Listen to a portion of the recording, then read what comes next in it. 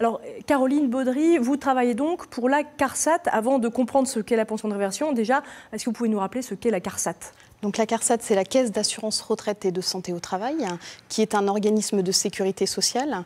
C'est une structure privée ayant une vocation de service public et qui intervient auprès des salariés du privé, mais également depuis le 1er janvier 2020 auprès des travailleurs indépendants dans le domaine de la retraite et de l'action sociale, et un autre domaine d'intervention auprès des entreprises au titre de la gestion des risques professionnels. Alors vous êtes effectivement très bien placé pour nous parler de ce qu'est la pension de réversion. Effectivement. Donc la retraite de réversion, c'est quoi ? C'est une partie de la retraite de base et complémentaire dont bénéficiait une personne ou aurait pu bénéficier une personne décédée et qui peut, sous certaines conditions, être reversée à son conjoint ou ex-conjoint survivant. Donc ce qui est important de savoir, c'est qu'aujourd'hui, chaque régime de retraite a sa propre législation.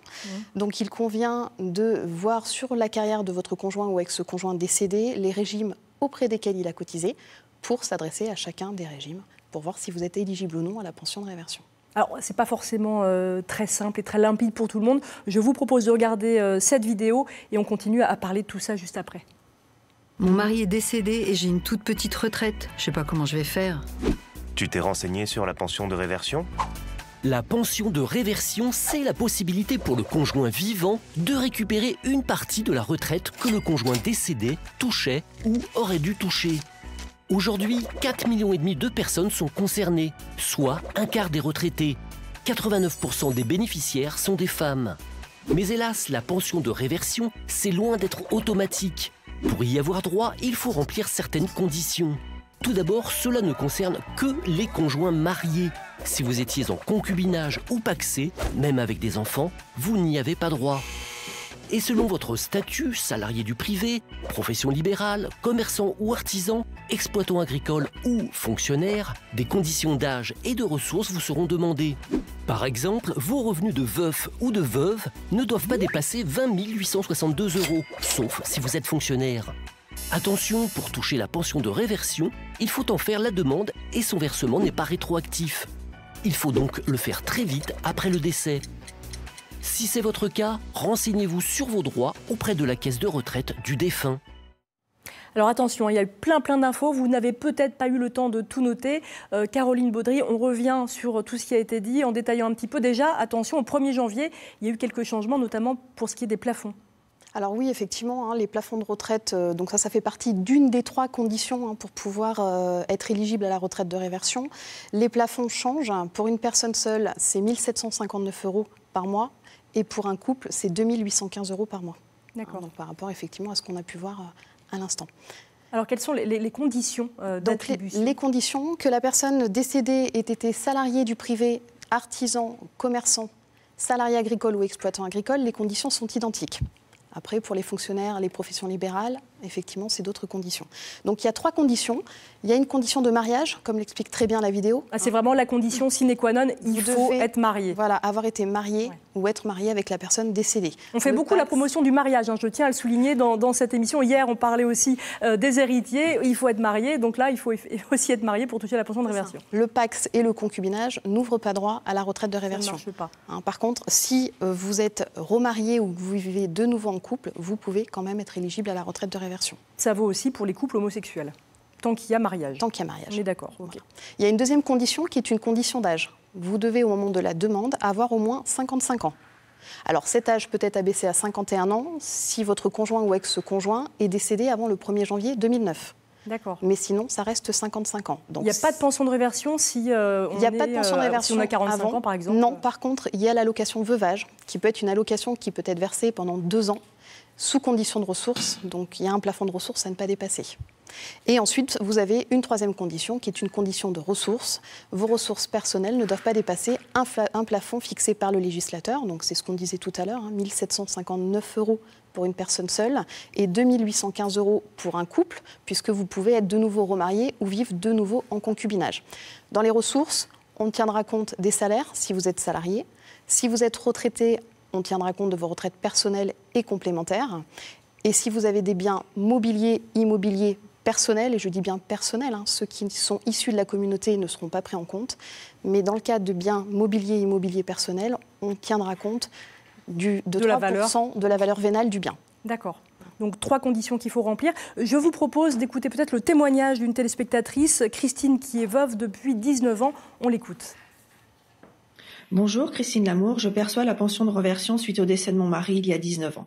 La pension de reversion a été versée relativement rapidement après les différentes démarches auprès des organismes auxquels il cotisait.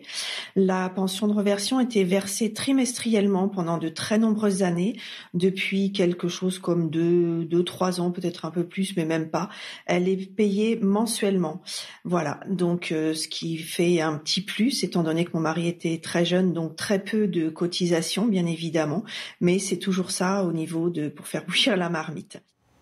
Ah oui, c'est pas anodin, effectivement, c'est toujours un petit plus, cette pension de réversion. Quelles sont les démarches à effectuer, Caroline Baudry ? Parce que c'est vraiment une démarche qu'il faut C'est une démarche. Faire. Comme l'explique très bien la personne qui est intervenue, la retraite de réversion n'est pas automatique. C'est à vous d'en faire la demande. Ce n'est pas parce que votre conjoint est décédé qu'automatiquement, la CARSAT va vous attribuer une retraite de réversion. Donc si vous avez Internet, puisqu'on est à l'ère du numérique, vous avez possibilité d'aller sur le site www.l'assuranceretraite.fr. Vous avez un simulateur qui vous permet de voir si vous êtes éligible ou non à la retraite de réversion. Ah, ça, c'est intéressant. Si vous êtes éligible, vous pouvez télécharger le formulaire réglementaire qui se trouve sur le site. Sur ce formulaire sera indiqué les pièces justificatives à fournir pour qu'on puisse vous attribuer la retraite de réversion. Alors, au niveau des documents à fournir, rien de compliqué. Ça va être votre livret de famille pour justifier du mariage avec la personne. Il va y avoir votre relevé d'identité bancaire pour qu'on puisse vous payer la retraite de réversion. Un bulletin de décès et un acte de naissance de la personne décédée avec les mentions marginales. Et on verra pourquoi tout à l'heure les mentions marginales sont importantes. Et puis, justifier de vos 3 derniers mois de ressources au moment où vous allez faire la demande de réversion. Donc, si vous êtes salarié, vos bulletins de salaire. Si vous êtes retraité, vos notifications de retraite. J'imagine qu'il ne faut pas non plus tarder. Alors effectivement, c'est toujours des moments difficiles. Notre conjoint décède. Il faut quand même essayer de faire ces démarches assez rapidement. Alors effectivement, il faut faire ces démarches assez rapidement. Donc là, je vous indiquais pour les gens qui sont dits technophiles, qui ont Internet et qui sont à l'aise. Après, vous avez toujours possibilité de contacter le 3960, qui est le numéro de la CARSAT, pour demander un rendez-vous avec un conseiller retraite qui pourra vous accompagner dans vos démarches.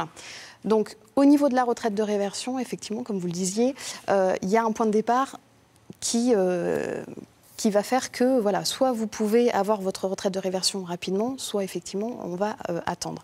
Donc, il y a 2 situations. Si votre demande de réversion intervient dans l'année du décès, oui. Je vous prends un exemple, votre conjoint est décédé le 22 mai 2019, vous faites votre demande de réversion le 18 janvier 2020, donc vous êtes toujours dans l'année. Le point de départ interviendra le 1er jour du mois qui suit le décès. Donc, 1er jour du mois qui suit le 22 mai, 1er juin 2019. Donc, la caisse de retraite fera un effet rétroactif des sommes dues du 1er juin jusqu'au 31 décembre. Effectivement, il y a un effet rétroactif. Il y a un effet rétroactif. Donc, ça, c'est si vous déposez votre demande dans l'année du décès. Si, par contre, vous ne déposez pas dans l'année du décès, donc au-delà d'1 an, le point de départ interviendra le 1er jour du mois qui suit le dépôt de la demande. Donc, je vous prends de nouveau un exemple. Votre conjoint décède le 18 décembre 2018. Vous faites votre demande de réversion le 18 janvier 2020, donc vous êtes au-delà des 1 an. Le point de départ de la retraite de réversion interviendra le 1er février 2020. Donc là, il n'y aura pas d'effet rétroactif. Voilà, donc effectivement, plus tôt vous la demandez, mieux c'est. Et elle n'est pas automatique, c'est à vous d'en faire la demande. Et comment il est déterminé le montant de cette pension de réversion ? Alors effectivement, ça dépend du statut. Oui, alors en fait, on va calculer sur le montant de la retraite que percevait ou aurait perçu votre conjoint décédé. Pourquoi je dis aurait perçu ? Parce qu'il y a des gens qui malheureusement décèdent avant même d'avoir été retraités. Donc on va calculer la retraite de réversion potentielle sur la carrière que l'on a de la personne décédée. Et on va appliquer 54% sur ce montant. Et le législateur nous dit que le montant de la retraite de réversion que l'on a pu calculer, plus les ressources personnelles de la personne qui demande, ne doivent pas dépasser le plafond fixé par le législateur, donc 1 759 €. Je vous prends un exemple. Une personne décède, sa retraite principale était de 930 € par mois. On va donc appliquer les 54% de retraite de réversion. Sur ces 900... Voilà. Donc potentiellement, ça veut dire que la retraite de réversion pourra être de 500 €. La personne qui demande, elle, a 1 400 € de ressources. Si j'additionne les 1 400 € plus les 500 de pension de réversion potentielle, j'arrive donc à 1 900. Sauf que mon plafond de retraite est de 1 759. Donc la pension de réversion va être réduite pour atteindre ce plafond de 1 759. C'est-à-dire que je verserai non pas 500 € de retraite de réversion, mais 359 €. Mais 1 400 du demandeur plus les 359 de la retraite de réversion pour être amené au plafond de 1 759 €. J'espère que vous pouvez nous suivre, parce que dès qu'on parle de beaucoup de chiffres, c'est compliqué, mais toutes les infos effectivement seront à retrouver sur votre site internet. J'ai une question, si mon conjoint ou ex-conjoint justement a eu plusieurs compagnes, comment le montant est calculé? Alors on va toujours appliquer les 54% et le montant de la réversion sera partagé entre le ou les ex-conjointes. Donc ça va se partager en fonction du nombre de mois mariés avec chacune des épouses, c'est-à-dire qu'on va faire un prorata de chaque mariage. Donc on va réserver la part pour chacune des épouses, époux ou ex-épouses. Et ensuite, effectivement, il faudra que la personne en fasse la demande. C'est-à-dire que ce ne sera pas automatique. Si une des ex-conjointes ou ex-conjoints décède, dans ce cas-là, on pourra attribuer la pension de réversion entière au dernier bénéficiaire. Mais c'est pareil, il faut en faire la demande. Ce n'est pas automatique. Si je ne peux pas prétendre à la pension de réversion auprès de la CARSAT, est-ce que je peux quand même faire une demande auprès des caisses complémentaires? Alors effectivement, chaque régime de retraite a sa propre législation. Donc au niveau des retraites complémentaires, vous avez des conditions similaires à la CARSAT, qui est la condition d'âge et la condition de mariage. Par contre, il n'y a pas de condition de ressources. Donc vous pouvez très bien ne pas être éligible à la retraite de réversion à la CARSAT parce que vous dépassez le plafond de ressources, mais être éligible au niveau des retraites complémentaires puisqu'il n'y a pas de plafond de ressources. Par contre, pour la retraite complémentaire, il y a une condition de remariage. Si vous êtes remarié, vous ne pourrez pas prétendre à la retraite de réversion. C'est pour ça que je vous indiquais en début d'émission qu'il est important de voir auprès de chacun des régimes pour lesquels votre conjoint ou ex-conjoint avait cotisé, puisque chacun a ses propres conditions d'éligibilité à la retraite de réversion. Caroline, dernière petite question quand même, on est en plein dedans, la réforme des retraites qui fâche un bon nombre de Français. On entend des inquiétudes sur les peut-être changements pour la pension de réversion qui seraient revus à la baisse. Qu'en dites-vous?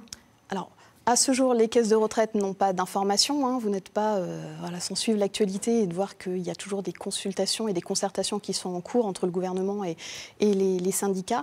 Donc, à ce jour, les caisses de retraite n'ont pas d'informations. Quand il y aura effectivement un décret ou une loi qui sera votée, les caisses de retraite appliqueront ce qu'il en est au niveau soit de la pension de réversion ou des retraites de base. Affaire à suivre. Affaire à suivre, exactement. Merci beaucoup Caroline. N'hésitez pas, vous avez des questions, des témoignages, je suis sûre que vous en avez plein. Vous allez sur notre page Facebook ou vous nous appelez sur au numéro suivant 0805 383 383. N'hésitez surtout pas.